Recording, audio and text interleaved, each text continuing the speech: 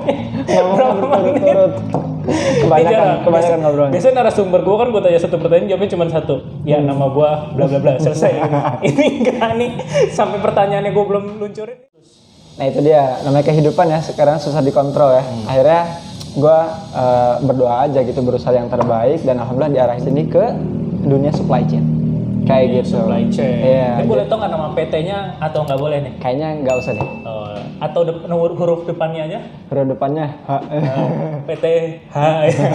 Ini lebih bergerak di bidang apa digital? Telekomunikasi. Telekomunikasi. Dan ini perusahaan dari luar pastinya ya? Iya dari luar, multinasional. Multinasional, perusahaan telekomunikasi yang dulu yang sempat didepak dari Android ya? Wah bukan di Depak itu dari Google ya. Akhirnya dia bikin ituan sendiri ya? Itu sih karena perang itu politik dagang gitu. Dagang ya mungkin udah bisa pada nebak ya PTH ini. Ya, PTH. Nah ini lu sebagai apa nih Jit? Gue supply chain. Nah ini gimana ceritanya nih orang kan penasaran nih. Fisika kuliah 5 tahun lu belajar instrumen, fisika fismat lu belajar. Iya gue belajar fisika apa lagi namanya Jit? Gue lupa. Fisika kuantum gue belajar. Fisika kuantum. Apa hubungannya nih sama supply chain? Lu ceritain dulu dari gimana lu bisa masuk ke sana gitu. Oke. Jadi sebetulnya ini perubahan ke arah supply chain itu terjadi di akhir-akhir menit-menit akhir kuliah, menit akhir-akhir kelulusan. Nah, jadi ceritanya gue kan tergabung di beasiswa aktivis gitu. Boleh disebut aja nggak apa-apa. Nggak apa-apa kalau beasiswa nggak apa-apa. Dia bagus kok. Dia beasiswa ini adalah untuk beasiswa bisa para aktivis di kampus. Nah, namanya bisa aktivis. Oh, emang namanya biasa. Gue kira. Enggak, dia malah beasiswa aktivis Nusantara Bakti Nusa. Ini program yang pernah gue dapatkan selama 2 tahun. Dia programnya Dompet Duafa, bro. Oh, Dompet Duafa. Yeah. Gue kenal baik sama orang-orang di Dompet Duafa ya. Dan ini salah satu program terobosan Dompet Duafa untuk memberdayakan aktivis lewat program beasiswa kayak gitu. Jadi di sana salah satu ujungnya adalah kita dapat pembinaan untuk bahasa Inggris. Jadi kita dikursusin di Pare, bro.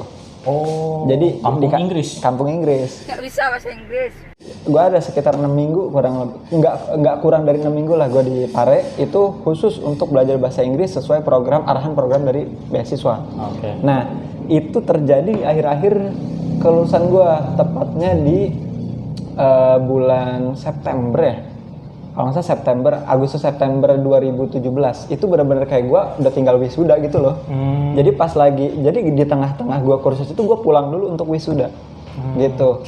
Nah di sana itu kan gue belum punya gambar namanya orang baru lulus baru skripsian terus baru mau wisuda. Gue belum tahu tempat kerja gue di mana, baru apply gitulah, sebar aplikasi kemana-mana. Nah di ujung-ujung itu gue dapat yang salah satunya adalah di PT itu. Nah, dia lagi buka lowongan. Kebetulan banget lagi buka lowongan dan dia kan mintanya adalah yang pakai bahasa Inggris. Nggak bisa bahasa Inggris.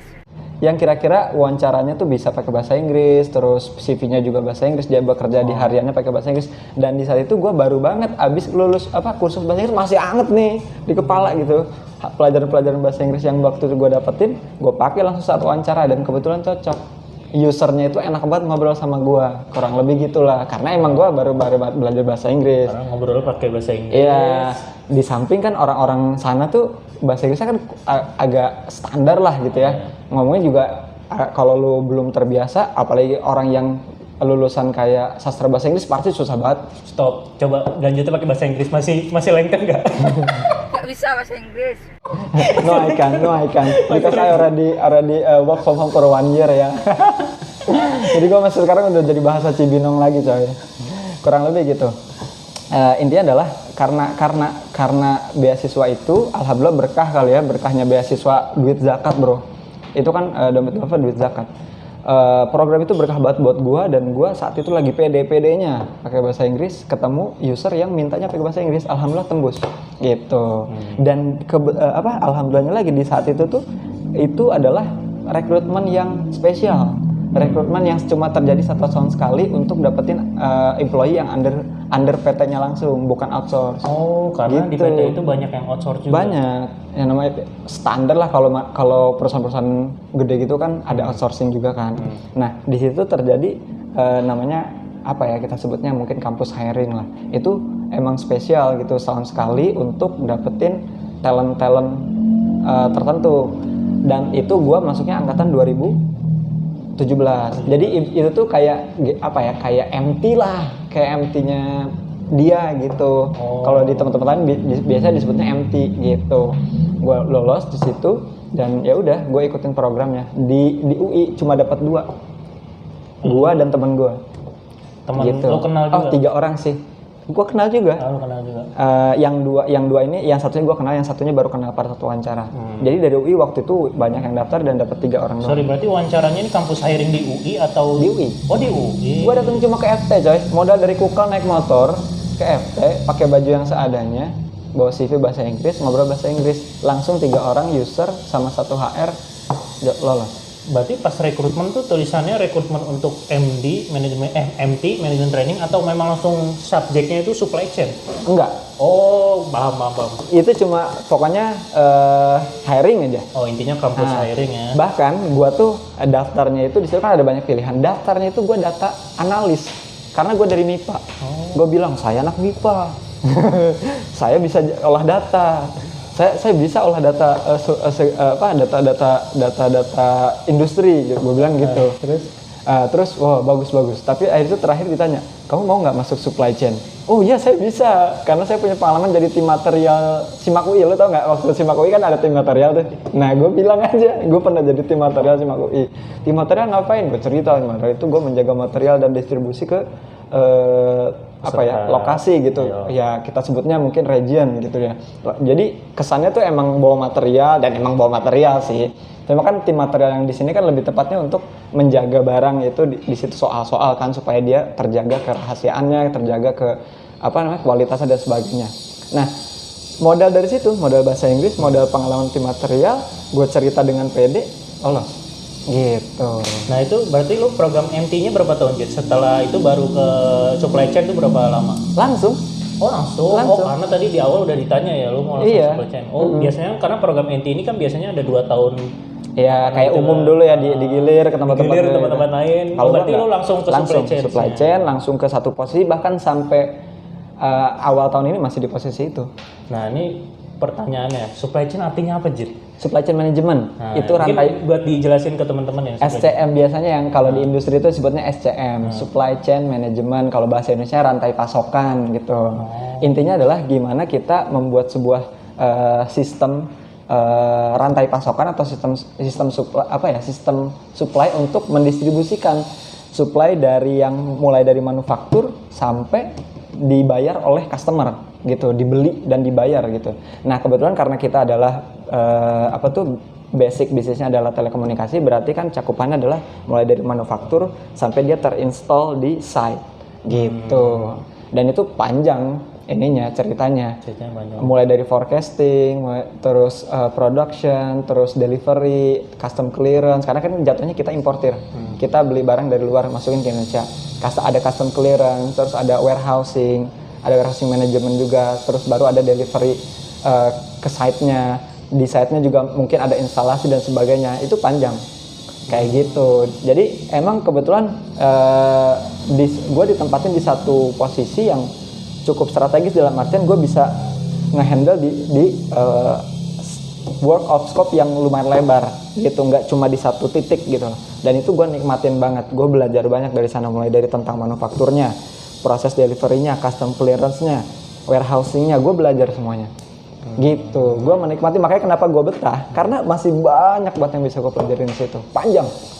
Jadi lu penyesuaian dirinya dari fisika ini buat belajar jadi supply chain-nya. Supply chain person nih lu berapa lama, Jet? Apa langsung grow up-nya tuh langsung tinggi banget atau gimana? Ini didukung oleh kondisi si perusahaannya, bro. Jadi karena dia perusahaan itu udah matang banget ya, kalau gue bilang matang banget, dia udah sistemnya udah terintegrasi, terus juga udah IT-nya juga udah advance lah.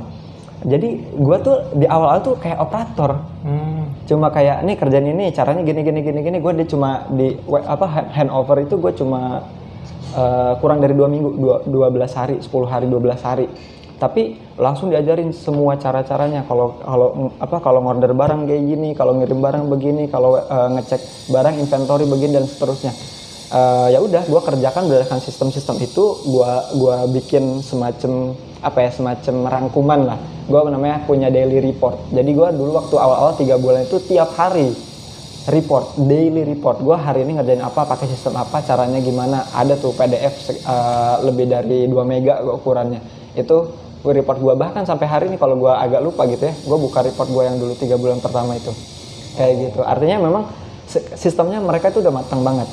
Di awal-awal gue hanya operator, tapi di sana gue jadi belajar kayak untuk mengoperasikan ini tujuannya apa. Kayak misalnya gue ngorder di sistem tuh begini-begini, milih tanggal segini dan segitu. Kenapa harus tanggal segitu? Itu karena gue harus ngirim butuh 2 minggu untuk pengiriman. Terus gue butuh 3 hari sampai 5 hari untuk custom clearance. Terus juga kenapa harus tanggal segitu? Karena customernya minta di site itu tanggal segini dan gue harus narik mundur nih supaya dari sini tanggal nyampe di site-nya tanggal segini, berarti manufakturnya tanggal berapa. Di situ ada lead time material, setiap material itu beda-beda. Misalnya karena ini telekomunikasi ya berarti kan ada RRU, BBU kalau wirelessnya.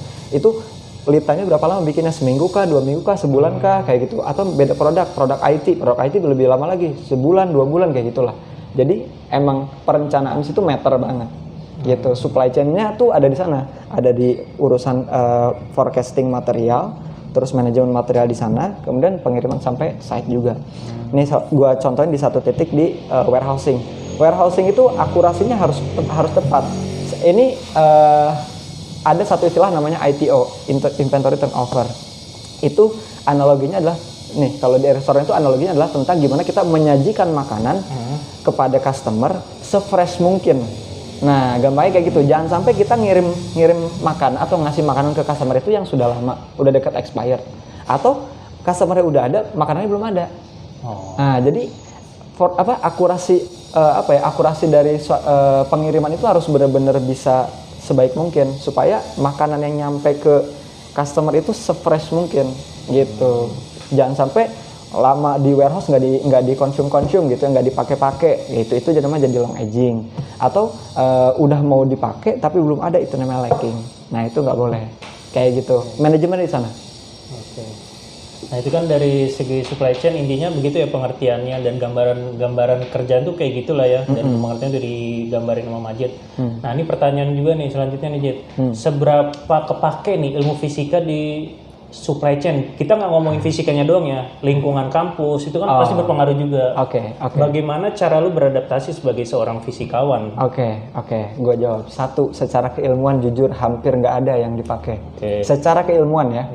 Tapi kalau secara cara berpikir, pola berpikir kayak gimana saintis itu berpikir ya, kayak mulai dia nyari data itu kan, mengambil hipotesis dan seterusnya, itu kepake. Pola pikir saintifik itu tetap kepake. Kenapa misalnya contohnya kenapa kabel lu milih, ada 2 tipe kabel misalnya. Kenapa kabel lu harus milih yang lebih gede untuk RRU ini misalnya? Karena RRU ini dipakai untuk frekuensi segini berarti konsumsi powernya lebih besar, berarti butuh kabel yang lebih tebal ya, kurang lebih kayak gitulah. Maka pilihlah produk yang tepat gitu loh, jangan sampai lo ngirim barang yang salah. Ya kurang lebih kayak gitulah. Itu kan sifatnya mungkin nggak fisika banget lah, kita nggak pakai kuantum, nggak pakai hukum tapi itu kan fisika dasar yang diajarkan di SMA gitu kan. Itu kan juga dikaji ulang di awal-awal kuliah, dan itu masih kepake. So untuk keilmuan fisika nggak terlalu banyak, tapi dasarnya tetap kepake. Yang kedua, yang paling kepake adalah masalah manajemen. Kayak gitu. Gimana data yang gua kelola itu kan kompleks ya. Data materialnya banyak banget, terus mungkin gua dihadapkan pada kondisi permintaan itu banyak banget di satu waktu. Di banyak region gua kalau kita ngomongin project kita di seluruh Indonesia mungkin lebih banyak dari tengah ke barat. Timur agak dikit. Nah, artinya apa? Gue juga harus menyinkronkan antara jumlah material atau material completeness dengan material timeliness. Itu agak susah tuh. Material completeness itu tentang kekompletan material di satu titik. Misalnya di saat ini harus ada semua. Tapi di satu titik juga material ini kalau totalnya segini di satu warehouse itu harus cukup untuk seminggu pengiriman. Nah, gimana caranya seminggu pengiriman itu tercakup semua tuh. Nah, itu tuh agak susah sebetulnya. Manajemennya di sana. Dulu gue belajarnya masih di manual. Maksudnya manual itu pakai Excel gitu ya satu-satu. Tanggal segini minggu segini butuh material ini, minggu segini butuh material ini. Kalau sekarang udah udah lebih pakai banyak tools yang lebih canggih lah. Udah online juga, pakai Power BI segala lah, kayak gitu. Itu untuk mengadvance dan mengefisiensikan kerja kita. Jadi bahasa kayak gini, kalau untuk supply chain management sebetulnya keilmuannya lebih banyak ke teknik industri, coy. Jadi kalau anak teknik industri emang akan kepake banget, karena kan teknik industri walaupun teknik dia lebih ke manajemen kan, manajemennya suatu manufaktur, manajemen suatu industri gitu kan. Nah, jadi kalau lu anak industri pasti banget kepake lah supply chain. Makanya kenapa di tempat gue juga supply chain-nya banyak banget anak teknik industri atau teknik telekomunikasi. Kayak telco, gitu. Ya. Telco. Sedangkan yang lebih kepake tuh manajemennya, terus kayak kalau gue soft skill-nya ya, kayak misalnya tentang tadi public speaking, terus kemudian bergaul dengan orang, easy going, terus communication, coordination, yang kayak gitu lebih kepake. Karena kita kerja nggak cuma sama orang lokal, sama ekspatriat juga. Nah, komunikasi itu jadi hal yang krusial di sana. Gimana kita mendeliver suatu idea, meminta atau menyampaikan dengan bahasa yang sesimpel mungkin. Bahasa Inggris gue di sana walaupun katanya bahasa Inggris, tapi bukan bahasa Inggris yang bisa kepake untuk ngobrol sama orang Amerika, bahasa orang Inggris gitu enggak. Lebih ke simpel-simpel aja, kayak misalnya tolong bantu dikerjakan, please have to check, gitu doang. Please have to feedback, gitu doang. I have a problem for this issue. My material is not complete. Please have to check when this one is can complete. Cuma gitu doang, coy. Tapi kan deliver idea sesimpel mungkin justru malah di situ lebih krusial. Karena kita kerjanya bareng. Lo part ini, gue punya part tertentu yang tidak dilakukan oleh orang lain. Kalau gue partnya salah, memahami salah, ya udah part orang lain juga akan ikutan salah. Kayak gitu. Supply chain. Intinya begitu ya. Ini udah jelas ya berarti dari hulu ke hilirnya bagaimana dia bisa masuk ke situ. Ini udah kita bahas juga. Kemudian supply chain itu apa dan pekerjaannya tadi udah ya. Pekerjaannya aja di situ. Kurang lebih secara gambar umumnya kayak gitu. Kalau mau lebih detailnya ya bisa sih gua alurnya bisa. Dan itu banyak terjadi di banyak perusahaan, tergantung bisnisnya. Sebenarnya yang model bisnisnya kayak gitu banyak. Contoh gua temuin juga bisnis model kayak gini tuh di dunia ini, coy. Alat kesehatan rumah sakit nih, kayak bini gue itu model bisnis perusahaannya sama kayak gue, cuma dia untuk bisnis alat rumah sakit. Jadi caranya sama, dia impor dari suatu negara, ada yang orderin orang logistiknya termasuk kayak gue. Nah, terus pas nyampe di tempat dia akan menyiapkan untuk instalasi. Dia akan bikin permit ke tempatnya. Kalau gue di site, kalau tempat bini gue itu berarti di rumah sakit. Nanti kalau sudah keluar permitnya akan ada engineer yang bawa barang itu ke tempatnya, ke site-nya, ke rumah sakitnya untuk diinstal, kemudian service. Service itu maksudnya nyalain, terus on air lah kalau kita sebutnya. Terus udah si alatnya udah ready for service. Gitu. Gambaran gampangnya berarti ini barang dari luar nih kita bawa, masuk ke tempat yang mau dipasang, plak. Itu udah tugas lu sampai situ tuh. Iya, gitu doang. Instalasi ada orang lagi yang ada engineer. Gua sampai intinya adalah kalau gua tanggung jawabnya barang nyampe di site. Selesai. Bawa dari luar masukin ke sini. Tugasnya si Majid nih. Itu sesimpel gitu sebetulnya, tapi detail-detailnya kan kita perlu manajemen. Itu gambaran gampangnya aja, karena kita tahu pasti kan kerjaannya nggak dari sana ke sini, belum ekspor impornya kayak gitu kan ribet cukainya dan lain-lainnya. Iya. Kayak gitu lah kurang lebih. Itu dia, dan kita mungkin bahas tentang supply chain sampai situ aja karena ini gue yakin videonya udah panjang banget. Oh iya ya, sorry ya gue ngomong mulu ya tadi ya. Mungkin ada kata-kata penutup buat kawan-kawan yang lagi di kampus atau yang merasa salah jurusan, Jet.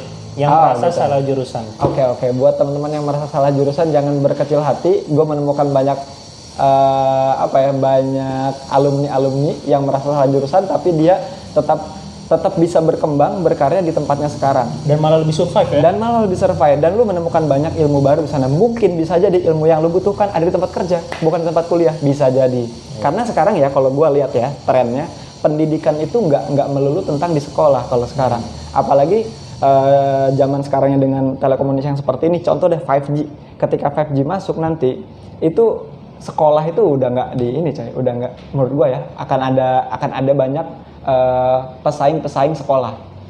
Nah, anak gua tiap jam 6 pagi sama jam 6 sore itu nonton YouTube.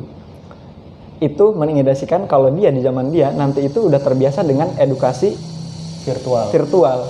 Nah, bisa jadi nanti di masa mendatang gua adalah expert di supply chain dan gua mengajar sebagai pengajar, tapi sebagai expert, dan itu gua nggak harus ke kampus. Tapi gue datang di rumah bikin video terus, atau misalnya tatap muka online, non tatap muka online, dan gue mengajar. Artinya buat teman-teman yang merasa salah jurusan, sekolah itu nggak cuma sekarang di kelas, dan lo bisa dapat banyak ilmu dimanapun, termasuk di tempat kerja. Jadi niatkan kalau lo emang merasa salah jurusan, tetap belajar intinya.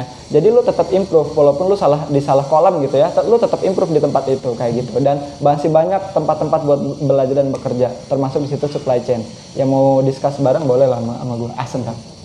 Oke, mungkin segitu aja ya. Jadi wawancara gue sama Majid, thank you banget Jid. Jadi setelah ini gue mau lanjut lagi, kita mau nge-review makanan. Karena abangnya nggak mau masuk, nggak enak kali kalau kita lagi wawancara. Oke, sekian aja, thank you buat sobat Goblok semua.